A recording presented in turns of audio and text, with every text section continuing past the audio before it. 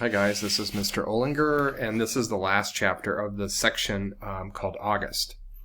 So all of this was told from his point of view, if you've noticed that. So anyways, the last chapter is called Names. Rat Boy, Freak, Monster, Freddy Krueger, E.T., Gross Out, Lizardface, Mutant. I know the names they call me. I've been in enough playgrounds to know kids can be mean. I know. I ended up in the second floor bathroom. No one was there because first period had started and everyone was in class. I locked the door to my stall and took off my mask and just cried for I don't know how long.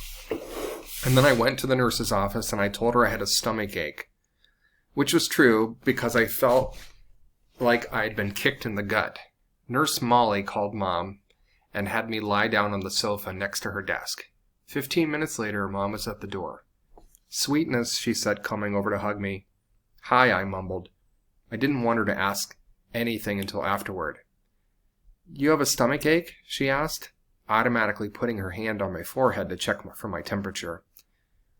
"He said he feels like he's throwing up," said Nurse Molly, looking at me with very nice eyes. "And I have a headache," I whispered. "I wonder if it's something you ate," said Mom, looking worried. "There's a stomach bug going around," said Nurse Molly. "Oh, geez," said Mom, her eyebrows going up as she shook her head. She helped me to my feet. "Should I call a taxi or are you okay walking home?" "I can walk." "What a brave kid," said Nurse Molly, patting me on the back as she walked us toward the door.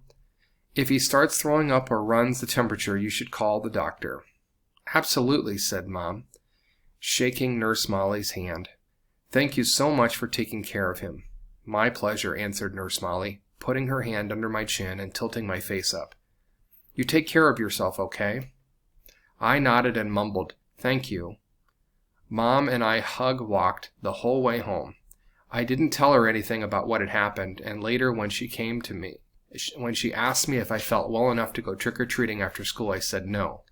This worried her, since she knew how much I usually love trick-or-treating. I heard her say to Dad on the phone, "He doesn't even have the energy to go trick-or-treating. No fever?" No fever at all." "Well, I will if he doesn't feel better by tomorrow. I know. Poor thing, imagine his missing Halloween."